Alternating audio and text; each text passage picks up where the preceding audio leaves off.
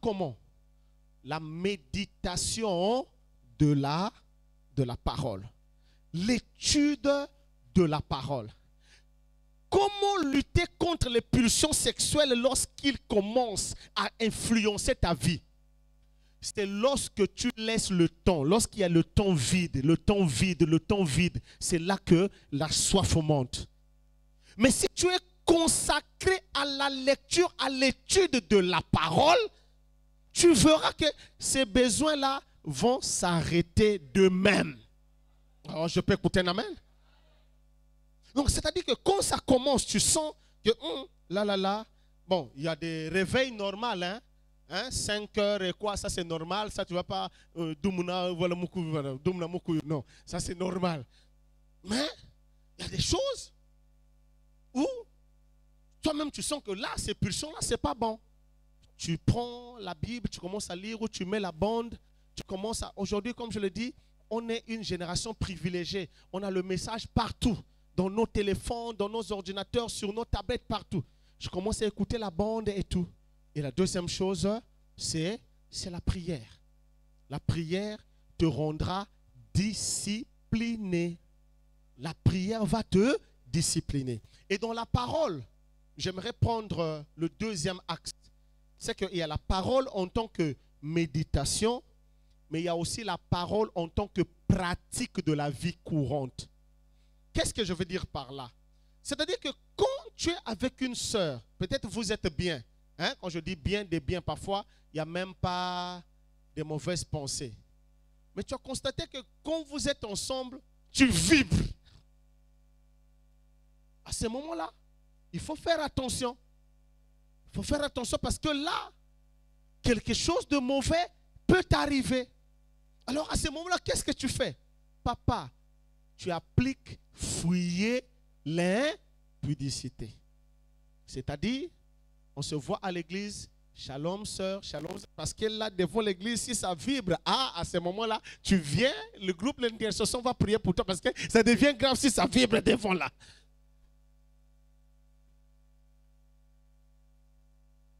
Donc, tu évites le contact. Lorsqu'on a prêché sur, les stratégies de combat, on a dit que l'un des secrets qui nous permettrait de vaincre le péché sexuel, c'est d'éviter la fréquence avec les êtres opposés. Si tu sais que la tentation là avec la soeur là, je sens qu'il y a un peu de sentiments qui commencent à naître, je fais tout pour éviter ça. Vous comprenez ça? On évite, on n'entretient pas ces choses-là, ça va vous amener loin et vous allez beaucoup regretter. Donc voilà les questions que je pouvais répondre venant de la France. Shalom, pasteur. Shalom. Pasteur, j'ai 2 questions, si vous permettez. Même 20, on est là. D'accord. Donc, la première question concerne l'avortement. Vous avez dit tout à l'heure que même un couple marié ne pouvait pas avorter parce que c'est un péché. Aujourd'hui, la médecine est assez avancée et il arrive que parfois, scientifiquement parlant, on remarque qu'un enfant présente des malformations, par exemple. En tant que chrétien, est-ce qu'à ce moment-là, on doit avorter? Donc ça, c'est la première question. Pour la seconde question, ça concerne la virginité, pasteur. J'aimerais savoir, est-ce que le fait d'embrasser ou d'avoir des attouchements sans acte sexuel en tant que tel est considéré comme acte sexuel? Désolée pour... Et donc, j'aimerais savoir toujours, dans la même lancée, est-ce qu'on est considéré comme toujours étant chaste ou vierge à ce moment-là? Merci. La première question concerne l'avortement des mariés. On n'est pas dans la réunion des mariés, donc on ne peut pas répondre là, on leur répondra. Alors la deuxième question, elle est fondamentale, vraiment fondamentale, parce qu'il y a notre sœur qui a posé la question sur les techniques de la sexualité, elle a cité, et on a parlé de ces techniques, on a oublié sa question à elle. Est-ce que le fait de s'embrasser, faire des attouchements, sans pour autant passer à l'acte sexuel proprement dit, est considéré comme un acte sexuel? William Branham, prédication l'original, il dit oui. Il dit quand vous vous embrassez, Frère Branham dit, c'est un acte sexuel potentiel. Vous voyez? Donc, rien que s'embrasser, c'est un acte sexuel selon la Bible ou selon le message que nous croyons. Donc, il faut faire très attention. C'est pourquoi on a dit, physiquement, peut-être qu'elle peut être vierge, mais mentalement et selon Dieu. Et là, vous m'avez ouvert une brèche que j'aimerais vous dire. Mes chers amis, je vous aime. Peut-être que je parais souvent, parfois violent dans mes propos et peut-être dur, mais je vous aime. Dans la même prédication, Frère Branham dit, savez-vous que lorsque vous embrassez une fille, vos empreintes restent collées sur elle. C'est-à-dire que selon Dieu, pour Dieu, cette personne qui a mis ses empreintes sur vous, c'est lui votre mari. Faites attention, mes amis, le message est très compliqué. Donc il faut éviter. La personne qui doit t'embrasser, ça doit être ton mari. Faut pas blaguer avec ça. Oh non, vraiment, c'est comme je parlais, j'ai voulu, Yannin, ça dit que moi, je même la parce que m'batzola si me fait bien. Oh non, bête me boiver, bête me s'embrasser caca. Donc selon toi, le fait que belle me s'embrasser caca, donc belle me boiver. Donc coup bois c'est quoi? Coup bois c'est quoi? Coup bois c'est ça. Mais bois. Non, coup bois c'est pas ça. Quand vous déshonorez à la parole de Dieu concernant la sexualité, c'est ça tomber. Tomber ne veut pas dire commettre l'acte sexuel physiquement. Donc il faut faire très attention. J'essaie de d'osser ce niveau-là pour que vous soyez des hommes et des femmes qui vivent dans la sainteté. Les erreurs, on pouvait les commettre. Vous aviez peut-être commis les erreurs. Il n'y a pas de problème. Mais à partir du moment où vous connaissez la vérité, soyez des hommes et des femmes de principe. Soyez des hommes et des femmes de principe. Parce que là, vous êtes enseignés. Et comme je vous dis toujours, quand je n'ai pas encore enseigné quelque chose, je me sens un peu faible lorsque le dégât arrive. Mais quand je prends mon temps pour enseigner, regardez là, il est 16 heures. Hein. Vous avez dormi toute la nuit. Mon épouse est là, moi je n'ai pas dormi. Parce que je préparais 2 sermons. Donc, je suis debout. Et hier, on a fini 1 heure avec Jésus. Vous êtes partis. Moi, je suis resté là. J'ai quitté ici à 13 heures. Donc, vous voyez, je suis en train de faire tout ce circuit-là. On transpire. Et puis, toi, tu vas venir. Oh non, pasteur, moi, piquer quelqu'un qui m'a sapé. Moi, que giflingué. Non, mais oui, je te chasse. Moi, c'est comme ça. Je prends mon temps en vous enseignant. Non, si tu vas à l'encontre de ce que j'ai enseigné, je te chasse sans procès. Je te chasse. Il n'y a rien à faire. Même si il n'y a pas de problème, entre temps, j'étais déjà chassé. Donc, quand je prends mon temps en vous enseignant, je m'attends aussi à ce que vous viviez ce que je vous enseigne. Parce que je ne vous demande pas l'argent. C'est moi qui transpire. Je vous donne ces conseils pour que vous ne commettiez pas ces erreurs-là. C'est très capital, mes amis. Vivez dans la sainteté. On est des chrétiens. Les chrétiens ne vivent pas comme des cochons. Et dans le message, il n'y a pas de copains et copines. On a pasteur, vraiment, tu s'encourages à vraiment. Hein? Bon, vous voyez, pasteur, comme on n'a pas de copines, mais au moins avec elle, quand on marche, ça nous permet quand même. Donc on se tient la main dans la main. On dit, non, faites attention. Quand le dégât arrive, c'est dangereux. Vous comprenez ça? Voilà. Une autre question?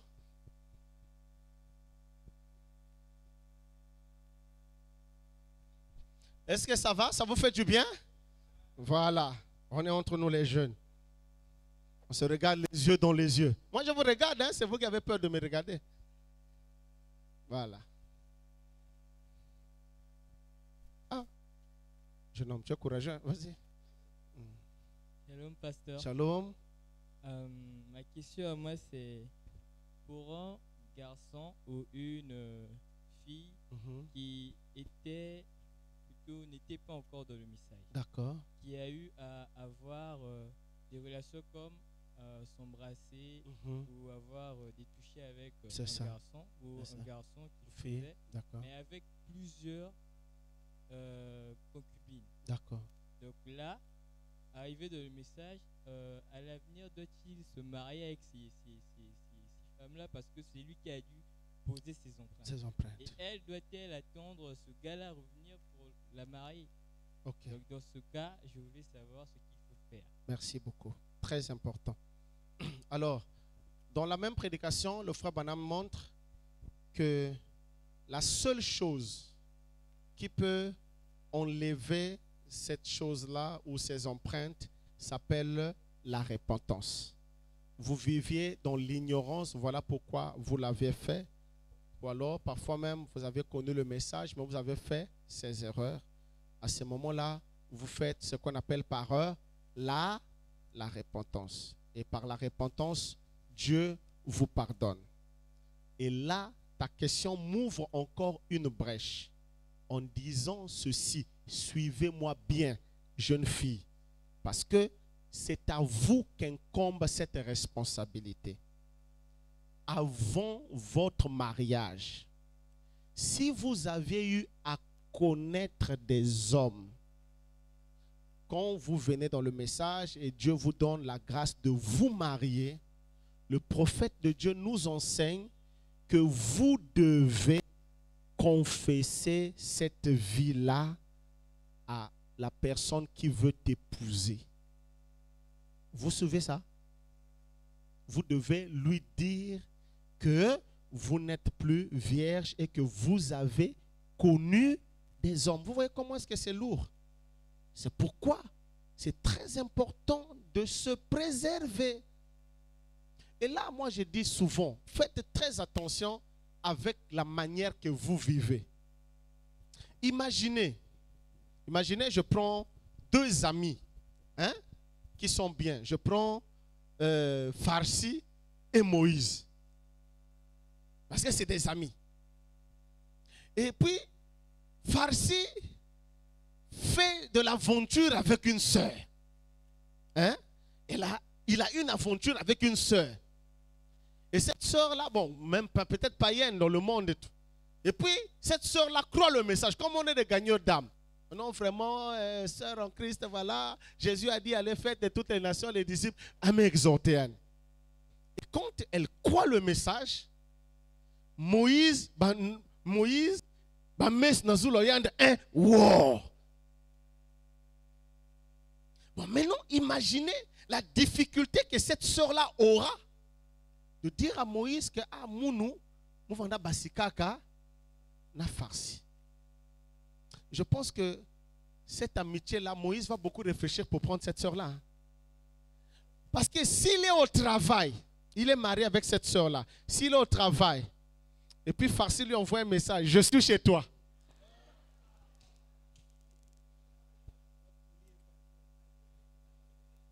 La première question que Moïse va poser, Farsi répond, oh oui, ah. Vous voyez?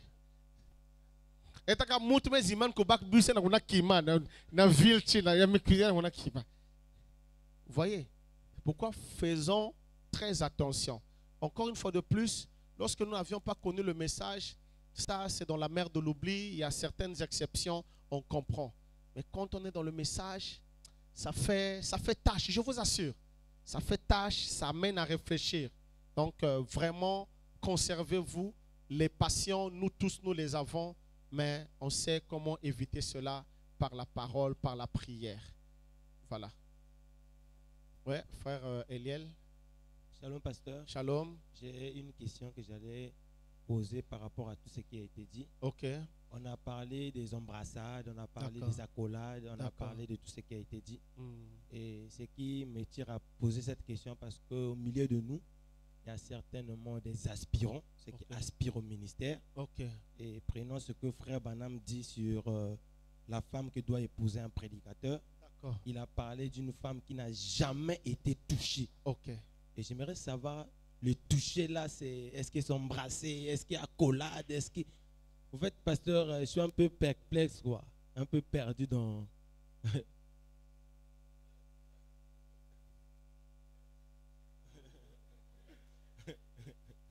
vous ai montré un exemple. Je l'ai touché. Est-ce que c'est une femme touchée? Non. C'est pas une femme touchée. Le toucher, quand tu lis mariage et divorce, Frère Branham dit, il part de la virginité. D'accord? Que le prédicateur ne peut pas épouser une veuve ou un homme ou une femme qui a déjà été touché par un autre homme. Donc il parle de la virginité physique. Il ne parle pas d'embrassade, il ne parle pas de bise, mais il parle de la virginité physique. D'accord? Voilà. Donc il ne s'agit pas des embrassades, il ne s'agit pas de toucher comme ça, il s'agit de l'acteur physique où l'hymen a été touché, défloré. À ce moment-là, cette femme-là, elle perd le droit d'épouser un prédicateur. Voilà. Donc vous voyez, il faut vous garder vierge. Parfois, on est moi pasteur. Ok. Pasteur, vous avez dit que c'est juste de la virginité physique. Donc, si ce qui exige Frère Branham concernant le mariage d'un prédicateur. Ok. Donc, par exemple, si la sœur juste a été touchée par derrière, elle est encore vierge physiquement. Dans ce cas-là, ça. c'est un prédicateur. Ah, Jésus. Oh, ah, Seigneur. Ah, c'est dur, hein? Gaïa, c'est chaud. Non, franchement.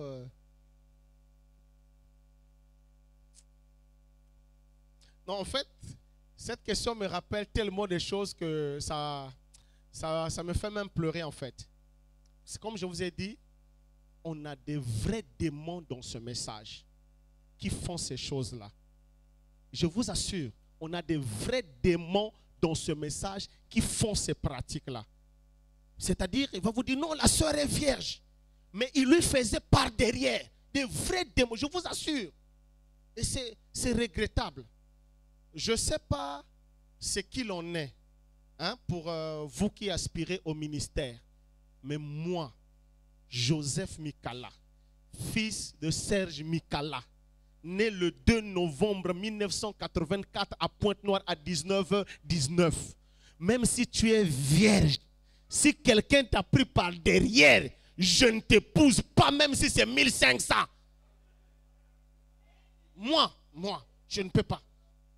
Et si tu es mon ministre, je ne peux pas te conseiller de prendre quelqu'un comme ça. Je ne peux pas. Parce que, ben salia toi là. Faites pécher. Si vous avez besoin de pécher, péchez correctement. Mais ne faites pas ces histoires. Ces histoires, même les animaux ne le font pas. Mais ceux qui prétendent aller au ciel le font. Donc, mieux vaut me faire même dans Ngulu que Nangé. Donc, si on te nge dans Ngulu, je peux faire soumou. Oui. Ça, c'est des pécheurs invétérés. C'est-à-dire, c'est des démons. Ils dorment dans la même maison que Lucifer. Si vous voulez pécher, péchez normalement. Ne faites pas ce genre de choses-là. Donc, franchement, pour une sœur, on peut la pardonner et tout, mais la femme d'un prédicateur qu'on veut prendre, qui fait ces histoires-là, non, jamais. Jamais. Ne faites jamais ça. C'est comme je vous ai dit, si vous avez un frère ici qui est dans cette église, qui te dit ça, même s'il te dit, pardonnez-moi, nous cousins, viens me dire. Spire.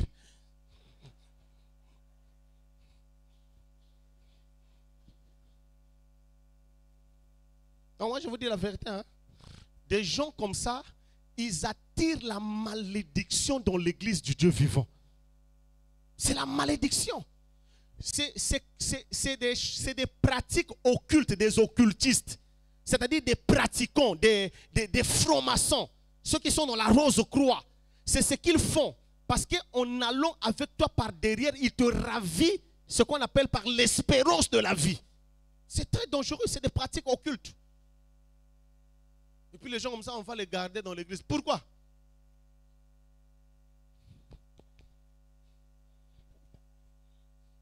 Question. Ça continue. Voilà. Maintenant, si dans un cas, le frère s'est marié avec une sœur avant de prêcher, ils se sont mariés avant qu'il commence son ministère. Il s'est marié avec une sœur qui était d'abord dans le monde, qui a fait ces trucs. Est-ce que ce pasteur-là doit divorcer avec sa femme ou bien... Bon, je ne veux pas... Okay. Bon, je ne veux pas trop rentrer là-dedans parce que nous avons des gens, par exemple, la plupart de nos anciens qui nous ont apporté la parole, ils n'avaient pas reçu l'enseignement comme vous et nous et qui sont venus dans le message comme ça avec leurs femmes. C'est-à-dire qu'ils étaient déjà mariés, se sont connus dans le monde et ils ont cru le message dans cet état-là. À ce moment-là, on ne peut pas les exiger comment tu t'es marié, la femme était comment, parce qu'ils ne connaissaient pas ça, ils sont venus comme ça. Alors, parlons d'un jeune. La seule chose que je peux te dire, ma fille, c'est que quand un homme est appelé au ministère, même s'il n'a pas appris, il sait qu'il a un appel. Quand un homme est appelé au ministère, même s'il n'a pas encore commencé à prêcher, mais il sait qu'il a un appel. Ça, c'est comme ça. Parce que l'appel, on le sent. Comprenez? On le sent, on sent l'appel. Alors, moi, je conseille toujours, même si je n'ai pas une citation, je sais que Frère Branham dit qu'un ministre doit se marier avec une fille vierge. C'est-à-dire, un ministre, c'est celui qui prêche déjà. Mais même si, moi, je conseillerais, vous comprenez, non? Vous comprenez le sens de la citation? Frère Branham dit, un ministre ne doit pas épouser une femme qui a déjà été touchée. Et qu'est-ce qu'un ministre? Un ministre, c'est celui qui prêche déjà, qui apporte déjà la parole. Maintenant, moi, je vous conseille en tant que frère, que quand Dieu t'a donné un appel et que tu es certain que tu as un appel, même si tu n'as pas encore commencé à prêcher, fais quand même attention avec le choix que tu vas faire. Je vais expliquer pourquoi. Parce que quand tu vas te marier et que finalement tu vas commencer à prêcher, il y aura des choses qui risquent de te rattraper. Et pour un problème d'honneur, imaginez, tu deviens pasteur. Tu deviens pasteur et ta femme, avant que tu ne l'épouses, elle vivait avec un païen qui a cru et qui devient ta brebis. Ah oui, il faut voir tous les éléments là de la vie, il faut réfléchir. Qui devient ta brebis, tu es pasteur, tu conduis un frère, mais ce frère-là, c'est lui qui avait déviergé ta femme, c'est lui qui vivait avec ta femme. Comme ça, c'est ce que Mikala dit, mais tout ça, dit ça. Parce que maman passe dans terme là, le frère qui dit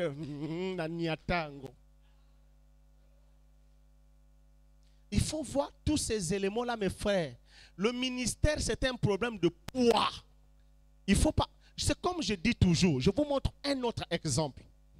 Imaginez que moi, en tant que votre frère, avant de prêcher ou avant de connaître le message, j'avais une copine. Ça, c'est, je parle, j'avais une copine. On couchait ensemble, on faisait des histoires. Et après, je commence à prêcher, je commence à faire ça. Après, cette sœur-là vient de croire le message. Vous voyez, c'est pas facile, hein? C'est pas facile, hein? Donc, pendant que tu es en train de prêcher, tu transpires, alléluia, alléluia.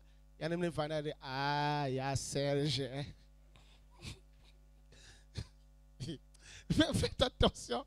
Je vous dis la vérité. Et puis quand vous sortez là, shalom, shalom. Moment que vous prêché, me rappelez-moi, hein?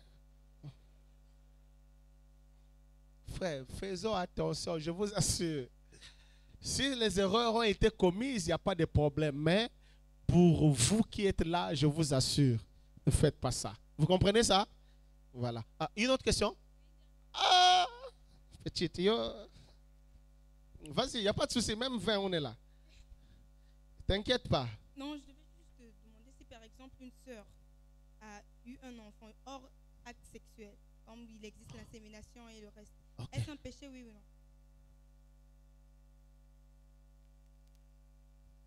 Pourquoi elle a obtenu un enfant par insémination artificielle?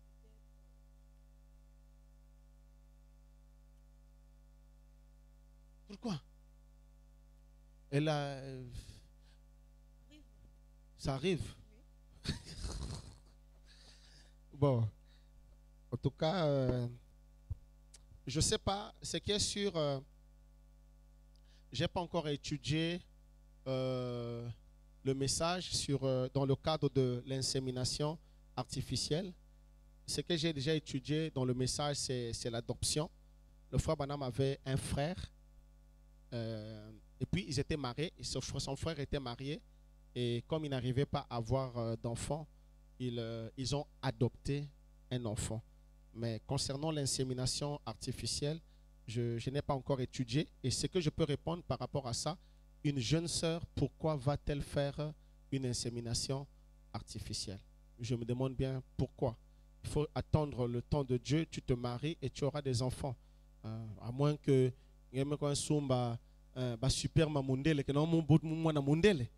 c'est pourquoi. Voilà, donc il faut attendre le temps de Dieu et avancer. C'est bon?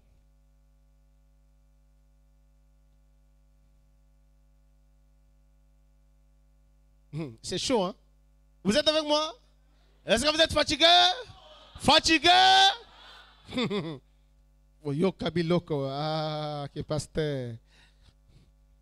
Shalom, pasteur, shalom. Parlons toujours de la virginité de la femme. Qu'en est-il d'une fille qui se masturbait avec des objets en introduisant des objets dans son corps? Alors, est-ce que celle-ci est considérée comme une femme vierge? Est-elle digne d'être la femme d'un prédicateur? Ben attire-moi mazin, pardon-moi mazin, parce que là c'est chaud. Ah!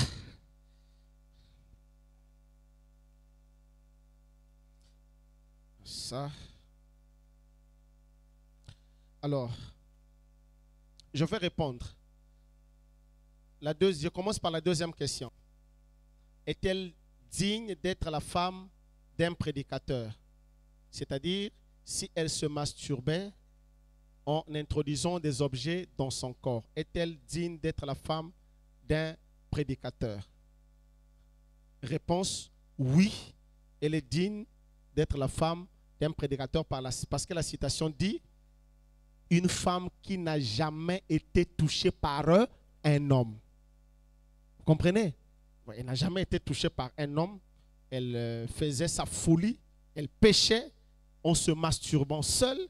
Mais, selon le frère Branham, elle peut se marier avec un homme parce que ce qui est interdit, c'est le fait d'avoir été en contact physique avec un homme.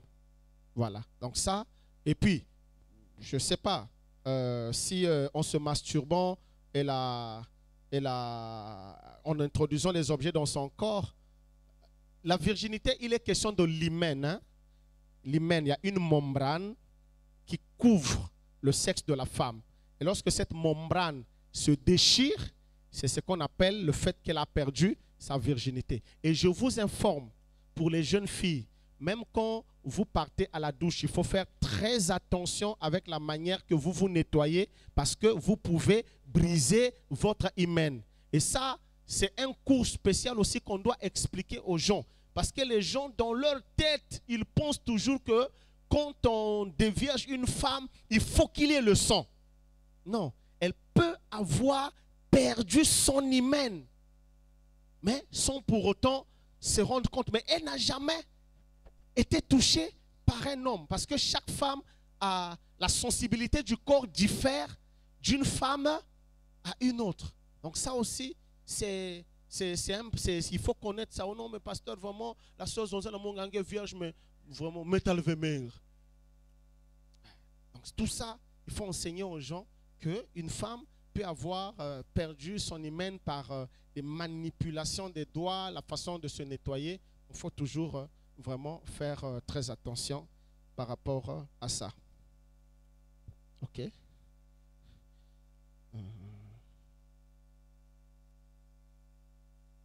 Ah, shalom pasteur, si une fille perd sa virginité par un accident, c'est-à-dire un viol, est-ce que Dieu tiendra compte de cela? Non, c'est un viol. Ce n'est pas sa volonté. D'accord? Ok.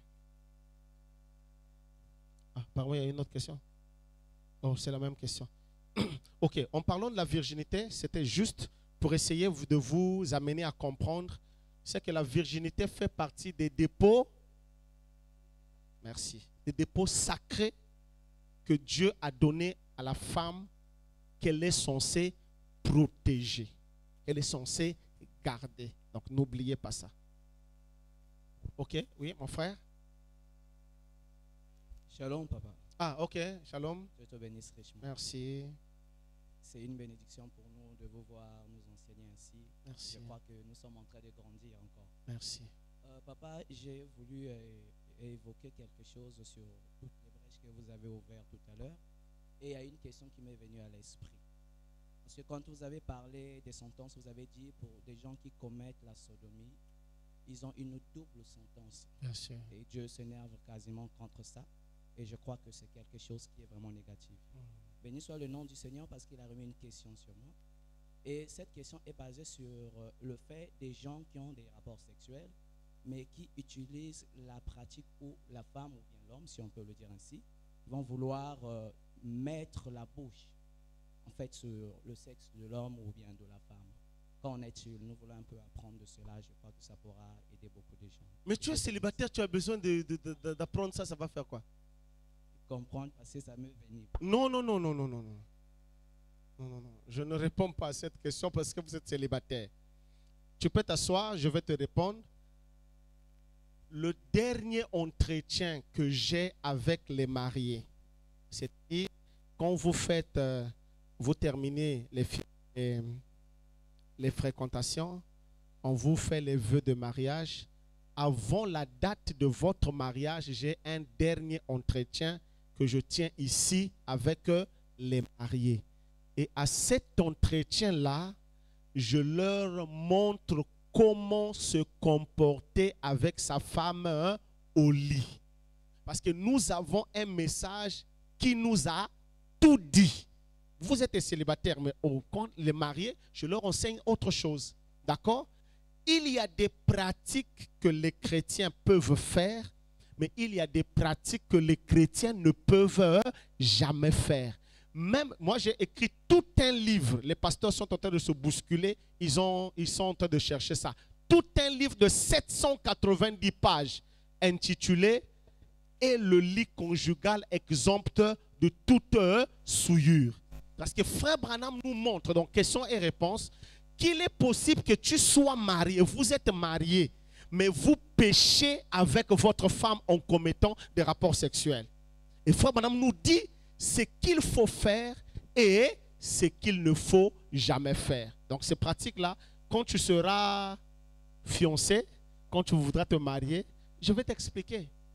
Voilà. Et je vous explique toujours à deux, comme ça, vous ne commettez pas les erreurs dans votre vie sexuelle en tant que marié. Mais en tant que célibataire, petit nature, moi, catch. Voilà. Shalom, pasteur. Shalom. Il y a une question. Ok. Je prends un cas, un couple chrétien. Mais toi, tu es célibataire, tu es fiancé, même si tu es... Oui, je vais poser Ok. une question pour avoir une réponse. Ok. Mais si c'est seulement pour les mariés, si c'est déjà pour les mariés, comme c'est couple Non, chrétien, je ne vais pour pas le répondre. marié. Ok. Si un couple chrétien. Mais c'est des mariés, non? Oui. Ok. Écoutez ma question. Ok, tu vas arriver, c'est bon. Je Un t'attends. couple chrétien Mais Vandamoun. qui a des enfants, des enfants filles, et voyons l'une de leurs filles est fréquemment ensemble avec un ami païen, et les parents essaient de soupçonner. Toutefois, on le voit ensemble. Les parents questionnent leur fille, gardes-tu toujours ta virginité? L'enfant répond oui. Mais voyons que toutefois, on le croise ensemble avec cet ami païen, les parents préfèrent aller voir le médecin que ce dernier fasse le toucher. Ok. À ce moment-là, si le médecin voyant la nudité d'une fille ayant atteint l'âge nubile, à ce moment-là, les parents pêchent ou c'est légal?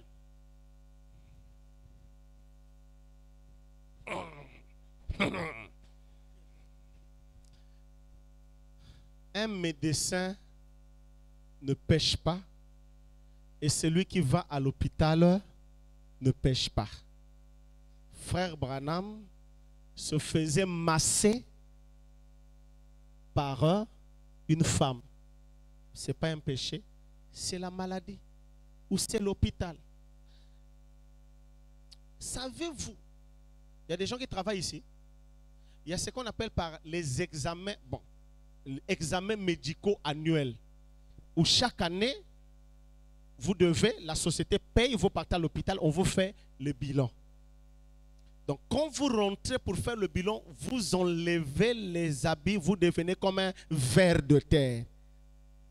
Donc, maintenant, toi, tu fais comment? Quand tu arrives là, c'est une femme qui est médecin. Tu dis quoi? Le feu!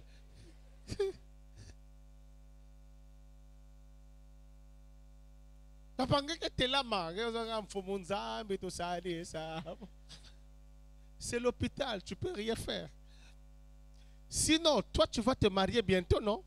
Quand le gosse va tomber enceinte et qu'elle m'a ses bouts, bon, même elle est tombée, elle tombe enceinte, il faut faire le toucher, non? Il y a quelque chose dans le gynécologue à quel caca? Ou bien, ah, jeune homme. Eh bien, si il y a un gars là, il y a quelque chose qu'on fait. Il faut que ça toucher mon si mon fan. Non, c'est l'hôpital. Les parents peuvent faire ça, il n'y a pas de problème, on n'empêche pas. Vous amenez votre enfant, vous soupçonnez et vous, voilà, vous le faites le toucher. Si c'est un homme qui est là, il fait le toucher, il n'y a pas de problème. Donc on ne pêche pas dans ce sens-là parce que c'est un acte normal. Quand on est à l'hôpital, on est exposé, hein, on est exposé. Voilà quoi. Shalom, pasteur. Mais ce qui est sûr, par exemple, vous voyez par exemple, bon, imaginez, hein, à Brazza, à El Bethel, le pasteur Albon m'avait fait tellement rire, j'avais même pleuré en riant. Sa femme était enceinte et puis il y a un frère gynécologue à l'église. On fait comment? Pasteur, comme moi, si on a un frère. Ah, jamais! Jamais. Je préfère qu'un païen l'envoie que le bro. Non, mais oui. Jamais. Ah oui. Oh, maman passe. Okay. Le païen, moi, vous avez un dia. Okay. Oui, Alfred, ne blague pas. À bord à vieux, il faut vraiment bien cacher ça. Ce n'est pas tout le monde qui doit. Question. Shalom, pasteur. Shalom. Ma question est celle-ci. Si par exemple, un jeune homme qui ne connaît pas encore des femmes, mais il pratique la masturbation, est-ce que ce dernier sera-t-il appelé chaste? Wow. Bon, je ne sais pas.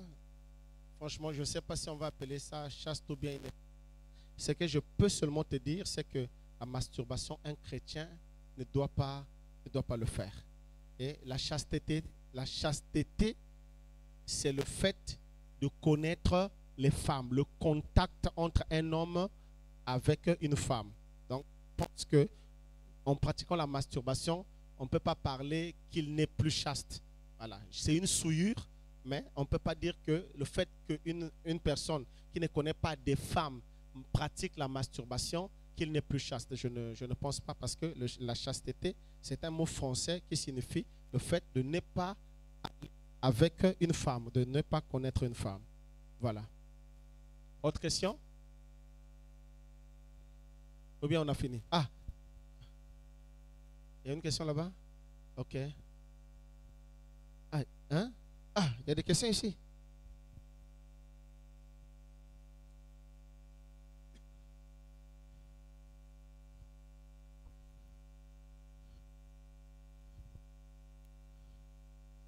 Ah. Bon, ça on va traiter ça peut-être pour les prédicateurs. Hein? Je ne sais pas, on dit, Shalom pasteur, qu'en-est-il d'un frère qui dans le monde a connu des femmes et une fois dans le message, il devient prédicateur? est-ce que ce dernier doit forcément épouser une femme vierge? Si oui, pourquoi donc? Moi, je ne sais pas expliquer pourquoi. La citation que j'ai, c'est que Frère Branham dit, un prédicateur ne doit pas épouser une femme qui a déjà été touchée par un homme. Même s'il a eu à connaître des femmes, mais quand il est prédicateur, la citation le rattrape. Je n'ai pas vu une exception. Frère Branham n'a pas dit, à moins que cet homme ait déjà eu à connaître des femmes à ces moments-là. La citation dit, un prédicateur ne doit pas épouser une femme qui a déjà été touchée par un homme. Là où le message s'arrête, nous aussi, nous nous arrêtons. Ok. Shalom, pasteur. Ah, shalom, mon ami, Dieu veille. Oui, j'ai deux questions. La première question est celle-ci. Nous qui travaillons dans le domaine professionnel, ok. Nous avons tendance à aller dans des bureaux pour faire la communication de nos services. D'accord. Et quand nous allons dans des sociétés, nous rencontrons des femmes, parfois qui nous, des dames qui sont célibataires, qui travaillent, qui nous draguent. H. Vas-y, mon cher. Et parfois, la dame te dit que non, tu es mignon, je t'aime, je veux que tu sois mon mari, je suis célibataire. Elle travaille, elle n'a pas de mari. D'accord. Parfois, il y a d'autres même qui ont des voitures. D'accord. Alors, vas-y, mon cher. Vas-y. Et moi, je viens pour le présenter service professionnel, dans le domaine professionnel. Je dis que non, ce n'est pas professionnel. Moi, je viens pour le travail. D'accord. Mais la dame continue toujours à me faire comprendre, de parler des mauvaises choses. Ça, c'est la première question. Comment faire? Deuxième question est celle-ci. Quand souvent je rentre dans les transports et je rencontre souvent, parfois je suis assis avec des femmes, on est coincés là. Et quand nous sommes coincés là, parfois je constate qu'il y a d'autres femmes parfois qui me caressent au pied. Exemple.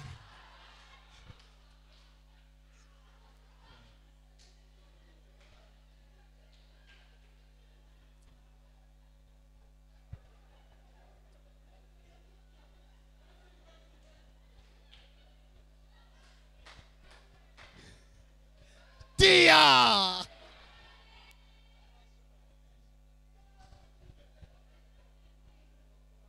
Donc, pasteur, parfois, je crois ça plusieurs fois. Parfois, je veux même me fâcher, je veux même gifler même la personne, mais je vois il y a beaucoup de gens.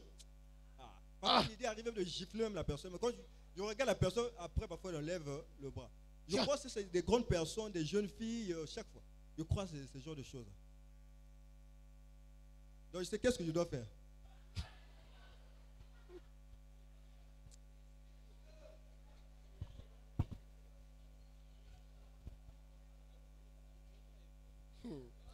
C'est chaud, c'est chaud.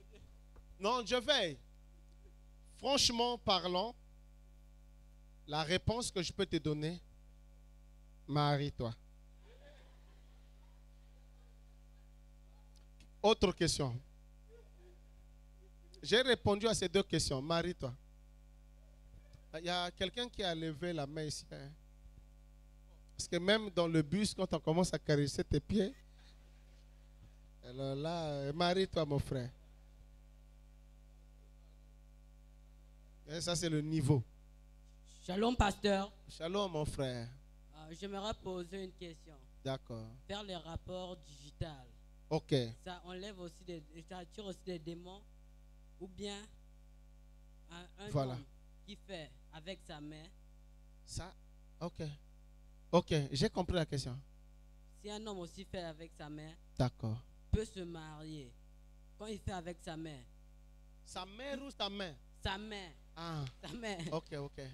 Quand il fait ça avec sa main, ça enlève, il ne sera plus chaste ou il sera toujours chaste. D'accord. Merci beaucoup. Alors, la deuxième question, on a déjà répondu.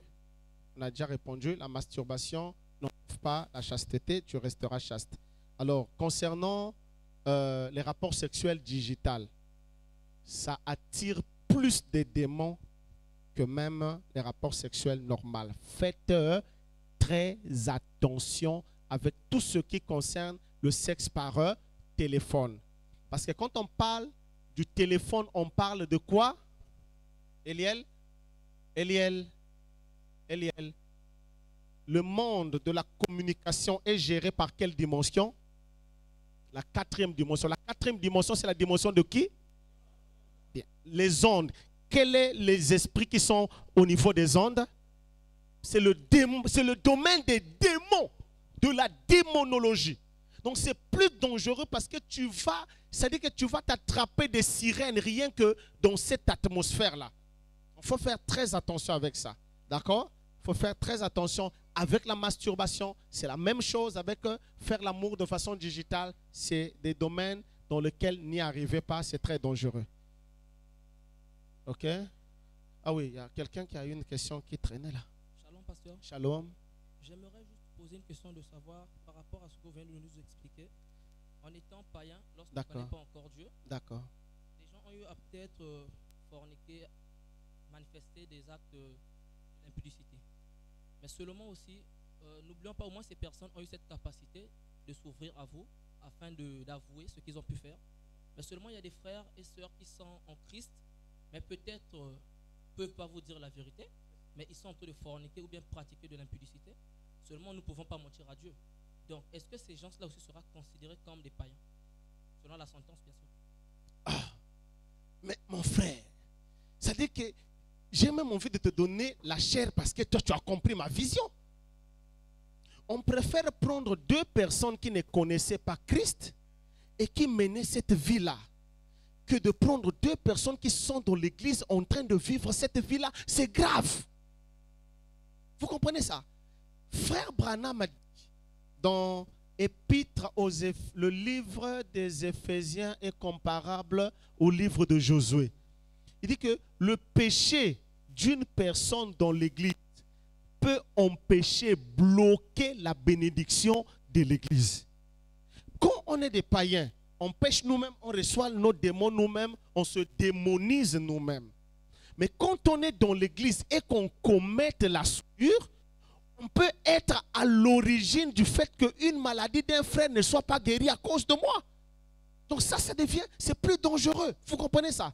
C'est plus dangereux d'avoir dans l'église. C'est pourquoi on a ce genre de réunions-là. Et vous voyez comment est-ce que je suis dur avec ce genre de pratiques en disant que si je t'attrape comme ça, tu es ici, je te chasse sans forme de procès. Vous comprenez? C'est ça. Parce que si nous, on vient ici avec nos familles, avec nos enfants, c'est pour que nos enfants soient bénis. C'est pour que nous aussi, nous soyons bénis. C'est pour que Dieu nous parle.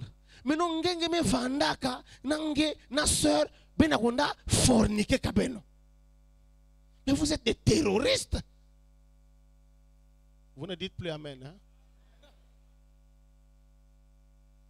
Vous êtes des terroristes, Al-Qaïda spirituel. Vous êtes des terroristes. Voilà, donc j'ai déjà répondu.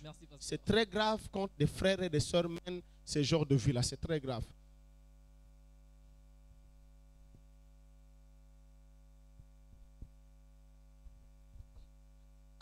Il y a encore des questions? Au fait, pasteur, nous avons parlé de dangers, okay. On a parlé des démons, on a parlé aussi de la grâce que d'autres ont perdue en faisant toutes ces choses-là.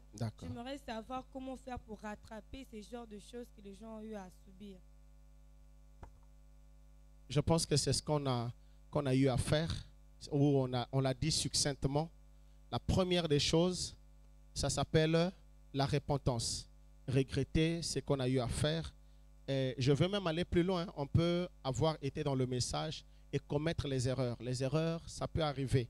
On n'encourage jamais les erreurs, mais les erreurs peuvent arriver et on demande pardon. La seule chose que je voudrais vous dire, et là j'insiste, c'est pourquoi si vous me voyez insister, surtout du côté des sœurs, parce que c'est grave. Et je vous explique pourquoi c'est grave. Quand vous avez perdu votre virginité, vous êtes obligé, avant qu'un frère ne vous épouse, de confesser ça. Parce que Branham dit, c'est ce que je fais avec les mariés le jour avant de leur sceller les vœux.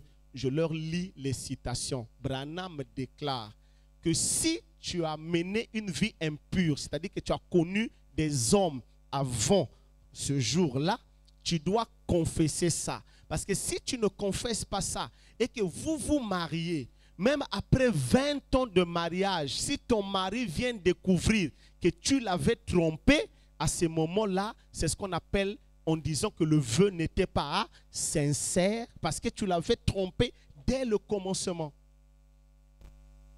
Et frère madame dit, il peut te chasser même si c'est après 50 ans de mariage. Vous voyez, donc c'est pourquoi ce n'est pas des choses, c'est vraiment des choses à ne pas faire. Mais si ça arrive, prenez votre courage et de demander pardon, de dire, mon frère, regarde, moi je ne suis plus vierge, regarde, c'est à toi d'accepter ou de refuser. Et frère Branham dira, dès que le frère accepte de pardonner, pour le frère, la sœur là devient vierge. C'est comme si elle n'a jamais connu d'homme. Et si un jour, le mari par kanda, vous êtes déjà marié, le mari par kanda, et tu disais à la soeur, de toute façon, moi, racheter, moment que confesser, moi, pardonner, non. Mais pourtant, cet homme-là, sa place doit être à l'autel parce qu'il n'est pas digne de ce grand pardon-là. Donc, c'est ça. Quand tu confesses, Frère Madame dira, la confession, c'est la base de l'union. Tu confesses, le frère te pardonne. Pour lui, tu es vierge, il te justifie. Justifier signifie, c'est comme si tu n'as jamais fait ces choses-là. Et puis, vous allez de l'avant. OK. Ah. Ridel des prophètes, le grand ingénieur. Donc, shalom, pasteur. Mais je reconnais quand même que vieux n'a merci pour la mabanga. Voilà. Parce que je suis en train de te faire connaître là. Il y a des soeurs qui ne te connaissent pas. On a des frères ici, ingénieurs. Ridel des prophètes. Moi, je viens petit n'a posé question en tant que. Donc, vu qu'on est en train de parler sur la sexualité, d'accord. J'ai un sujet depuis longtemps qui me perturbe un peu. D'accord. C'est que la Bible, Jésus a dit que quiconque regarde une femme pour la convoiter a déjà commis adultère avec lui. Parce que Moïse a interdit l'adultère. Donc, les frères Branham dit que beaucoup de femmes vierges seront coupables d'adultère. Pourquoi? Parce que c'est par leur manière de s'habiller, ils ont amené des gens à les convoiter, ils ont commis adultère. Maintenant, moi, j'ai constaté une chose au milieu de fils de Dieu, c'est que on a des sœurs par leur manière de s'habiller. Par exemple, je vois quelqu'un porter une robe, mais il y a les traces du slip qu'elle a porté qui se fait voir. Et ça, parfois même, on va même du haut de la chair, on va s'agenouiller, et tout ça, c'est au dehors. Alors, moi, je pense que ils emmènent beaucoup de frères à les convoiter, et donc beaucoup de frères tombent tous les jours. Donc c'est à cause de ça. Donc j'aimerais vraiment que vous nous exhortez sur ça. Merci.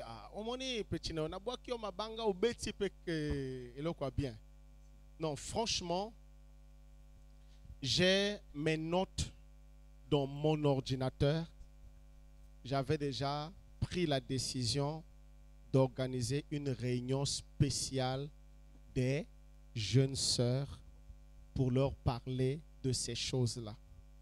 De la même manière que l'acte sexuel est dangereux, l'habillement aussi est dangereux. Ne craignez pas seulement, ou bien ne vous battez pas seulement à être vierge. Non, moi je ne connais pas des hommes. Fablam dit, il y aura beaucoup de femmes qui seront surprises le jour du jugement. C'est-à-dire, elles diront, je n'ai jamais connu d'homme. Mais on va lui présenter un conteneur des hommes. On dit, mais moi je ne les connais pas. Moi je suis vierge, Seigneur. Et Dieu leur dira, vous voyez tous ces hommes-là, regarde, on fait sortir l'image. Regarde comment tu t'es habillé. C'est ce jour-là que lui t'avait convoité. Et ma parole dit, celui qui regarde une femme dans le but de, a déjà commis adultère avec elle. Donc, tu as commis adultère avec elle, avec lui. Oh Seigneur! Il y a le deuxième Yandien. Et on va mater. Donc, mes sœurs, qu'est-ce que je veux nous dire par là? Ne pas connaître les hommes, c'est bien. C'est ce que nous vous recommandons. Mais votre habillement aussi. Votre habillement aussi peut être un objet qui peut faire que ou à l'origine du fait que quelqu'un commette adultère. Parce que dans l'Ancien Testament, le péché était physique et la sanction était physique. Et quand Jésus est venu, on a amplifié la loi. C'est-à-dire qu'aujourd'hui, il ne s'agit plus de sexe comme ça, mais rien que par le regard, rien que par la convoitise, on a déjà commis adultère avec toi. Ne sois pas à l'origine du péché de la convoitise pour quelqu'un. Habillez-vous convenablement. Vous savez, Dieu vous a créé différemment. Il y a des celles qui sont normales, il y a ceux qui ont toujours moins de forme.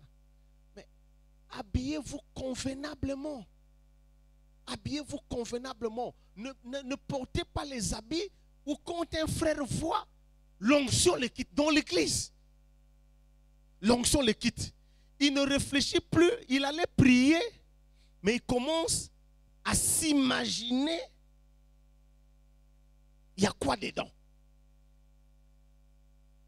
Donc habillez-vous convenablement. La Bible nous recommande d'avoir un habillement décent. Surtout dans la maison de Dieu. Un habillement décent. Habillez-vous convenablement. Couvrez-vous convenablement. Frère Branham dit, dans mes notes, je vais leur parler. Hein, on va se voir avec nos jeunes sœurs. Moi, j'ai déjà fait quitter quelqu'un ici, de l'église ici, jusqu'à chez elle, nu-pied.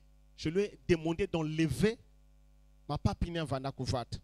Parce que franchement, elle ressemblait à une prostituée. Parce que vous savez, le mystère des talons, c'est de faire sortir la partie arrière. Donc quand tu mets les talons, j'ai demandé d'enlever ça. Voilà, donc ça, c'est très important. Et là, je crois, les huissiers sont là. Parce que le jour-là, j'avais voulu, quand je vais avoir réunion avec les sœurs, les huissiers vont être là. Vérifiez, surtout quand quelqu'un dit qu'il a un cantique à chanter ou elle a un anniversaire. Voilà, vérifiez son habillement. Vérifiez, elle est comment. Que ce soit celle qui filme, vérifiez. Si moi, Racine, ma benne, ma belle me zappe, Andy. Il n'y a rien, il n'y a pas, il n'y a rien. Si moi, je suis à coucher dans une église, quelqu'un ne me connaît pas. Nous, on n'est pas, toi, ma yeboté. Voilà. Donc, vérifiez ça.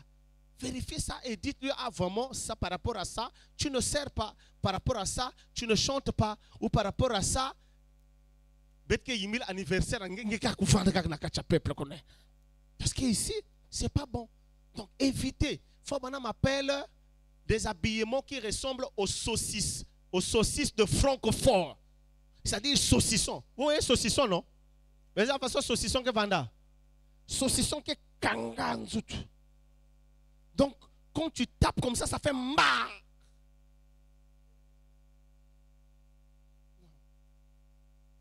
Faites pas ça. Habillez-vous convenablement. Soyez propre, mais décente. C'est très important. C'est très, très important. Voilà. Merci beaucoup, petit Nanga Moko Ridel des prophètes. Je vais Betio Mabanga et puis au bois qui peut question bien.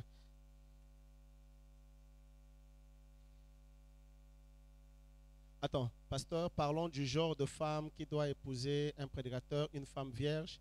Mais qu'en est-il du verset 17 et 18 du livre de Lévitique 21? Je n'ai pas le texte avec moi. Je n'ai pas le texte avec moi. Si on peut me trouver le texte. Lévitique 21, verset 17 et 18. Lévitique 21, versets 17 et 18.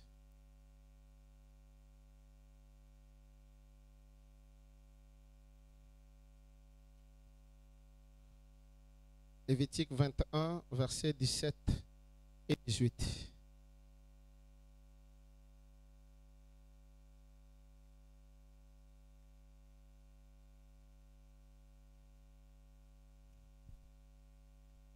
Oui, oui, vous pouvez lire. Ok. Et 18. Ok.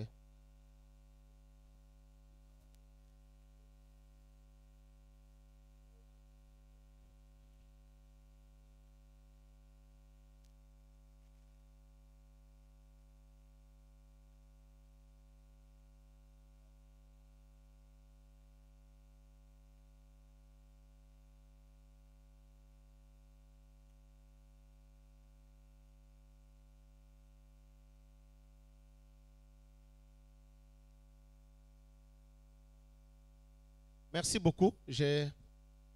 Alors, la première chose que je voudrais vous dire, c'est que Lévitique 21, c'est le sacerdoce de Aaron. D'accord? C'est le sacerdoce de Aaron.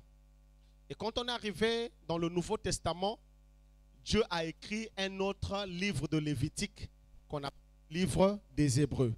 Le livre des Hébreux, c'est le Lévitique du Nouveau Testament où Paul va se mettre à expliquer que le sacerdoce a changé. Qu'on a quitté le sacerdoce de Aaron pour entrer dans le sacerdoce de Melchisédek. D'accord? Et ce changement a aussi apporté un changement de loi ou de code. Et dans le changement de code, par exemple, dans l'Ancien Testament, moi, je ne devais pas être prédicateur parce que pour être prédicateur, il fallait être descendant de Aaron. D'accord? Il fallait être de la lignée de Aaron. C'était un sacerdoce qui se transmettait de façon héréditaire. Alors, quand on arrive dans le sacerdoce de Melchisédek, la Bible nous montre que dès que nous sommes en Christ, Dieu a formé un royaume et des sacrificateurs pour notre Dieu. Donc, on n'a pas besoin de savoir je suis de quelle tribu et tout. Nous tous, on est des sacrificateurs. Ça, c'est le premier aspect du changement. Et la deuxième chose, c'est que concernant les critères du mariage, le monde entier attendait la révélation sur eux, mariage et divorce. Voilà pourquoi Frère Branham, quand il a commencé à prêcher, les gens ont commencé à lui poser des questions concernant mariage et divorce. Et il disait toujours, attendez, attendez, attendez, jusqu'à ce que je reçoive de Dieu la révélation complète sur eux, mariage et divorce. Et quand Frère Branham, en 1963, va recevoir la révélation pour prêcher mariage et divorce, il ne souligne pas les deux aspects qui sont retenus comme critères de Lévitique 17 et 18 pour les prédicateurs. C'est-à-dire qu'aujourd'hui, un défaut corporel n'est pas un signe de disqualification d'un prédicateur. D'accord? Le seul critère que Frère Branham retient dans le livre de Lévitique, c'est celui de la virginité de la femme. Donc voilà ce que je pouvais vous dire. Donc aujourd'hui, on peut avoir un prédicateur qui boite ou qui a un nœud, qui a un défaut corporel. Il n'y a pas de problème, il n'y a pas de souci pour ça. On est dans le sacerdoce d'Aaron. Voilà. On est dans le sacerdoce de... Merci. D'autres questions ou bien on a fini? 17h, peut-être une ou... Bon, avant-dernière, sinon on termine. Moi, je suis chaud, hein? Moi, on est là. Merci beaucoup. Okay. Je suis très content de pouvoir avoir la possibilité. Non, si on est content de te voir. En plus, tu es en veste. Merci, pasteur. Attitude mentale correcte. Merci. Pasteur, je suis un frère. Je suis jeune, je suis chaste, je suis... voilà ce que je suis. Et je vais à l'hôpital pour me faire consulter. Bilan général. Et pour finaliser tout, on me demande un échantillon. Un échantillon des spermes. J'ai des pensées propres comme un vrai chrétien, pas des pensées souillées. Alors, comment faire alors qu'on nous propose une certaine pratique qui ne colle pas avec les Écritures? Que faire en ces cas?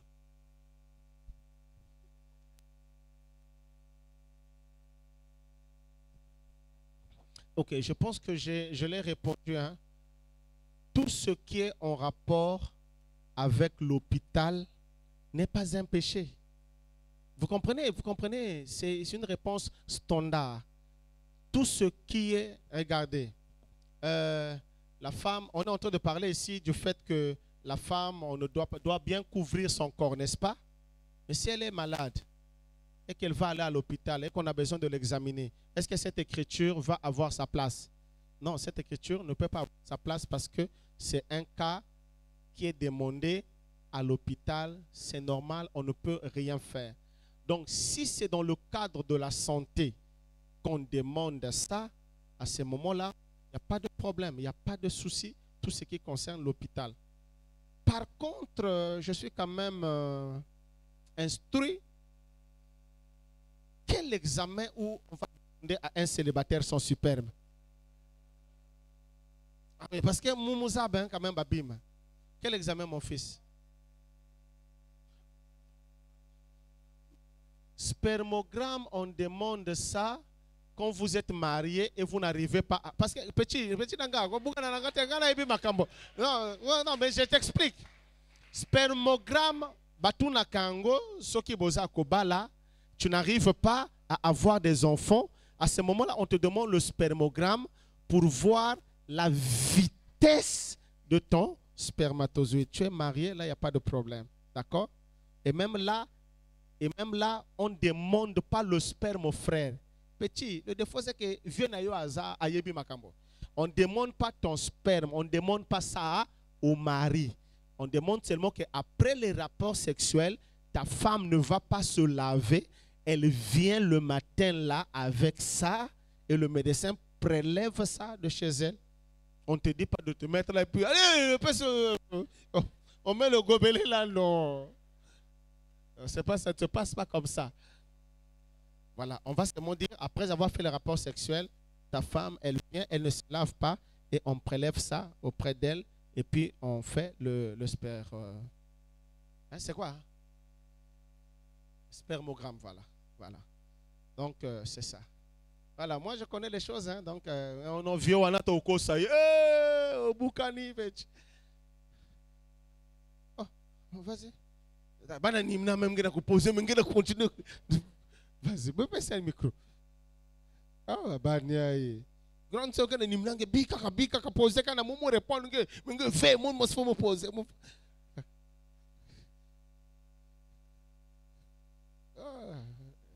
Les enfants du siècle. Hein, shalom, ma sœur.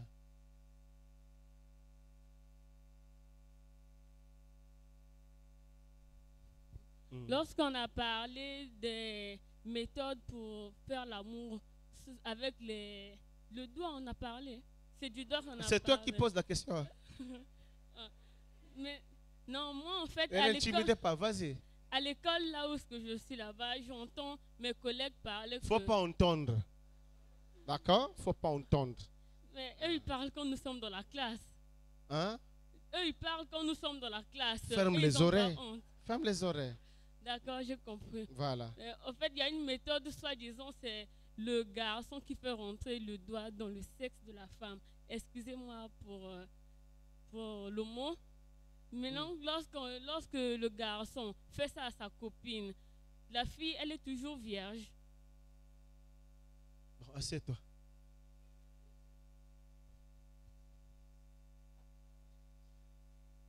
Réponse numéro 1.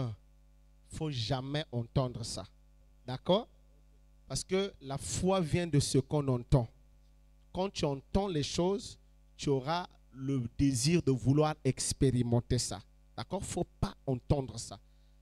Frère Branham dit, ce qui fait que Ève puisse pécher, c'est parce que elle s'est laissée, elle a commencé à entendre des choses. Donc, il ne faut pas écouter ça, il ne faut pas entendre ça, parce que ça va te souiller.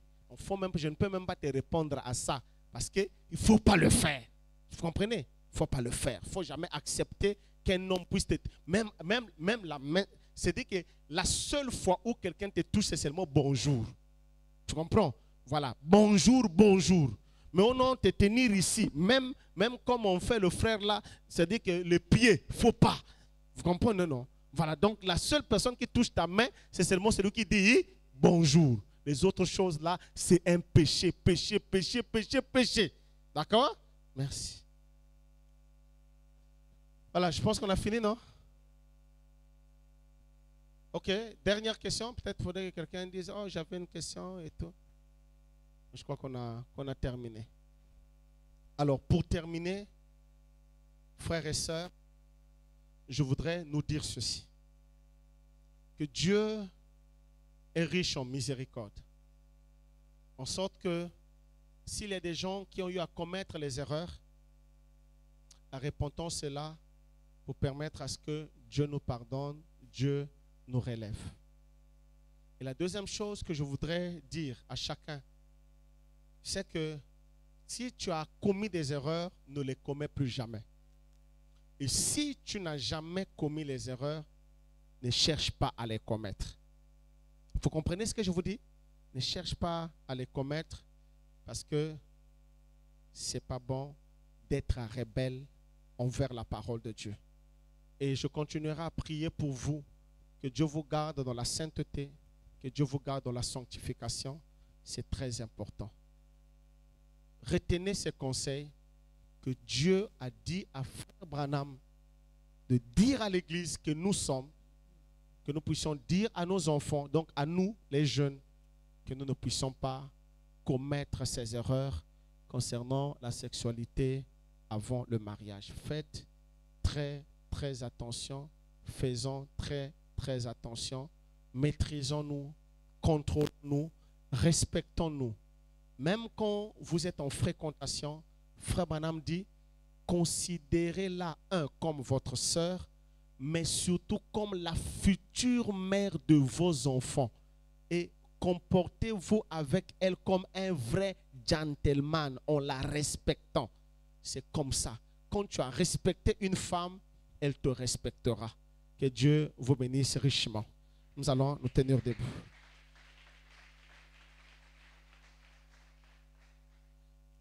Nous allons prier.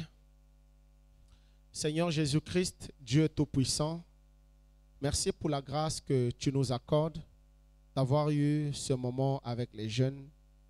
Oh Dieu, beaucoup de choses ont été dites. C'est peu que parmi nous ici, il y a certains, les plaies se sont ravivées encore d'avoir commis les erreurs dans leur vie. Seigneur, je prie que tu les pardonnes. Je prie, Seigneur, que tu les pardonnes, mais surtout que tu les relèves, qu'ils se relèvent avec une décision pour ne plus jamais commettre ce genre d'erreurs. Et à compter de l'enseignement de ce soir, que cela eût été, Seigneur, un éclaircissement, une lumière sur les pieds de tes enfants pour qu'ils se conservent purs et afin de ne jamais commettre les erreurs en rapport avec la sexualité avant le mariage. Je te les confie entre tes mains et que grâce à cet enseignement, qu'il y ait, Seigneur, la crainte qui naisse dans le cœur de tes enfants. Je te les remets entre tes mains au nom de Jésus-Christ. Amen. Merci beaucoup. Que Dieu vous bénisse richement.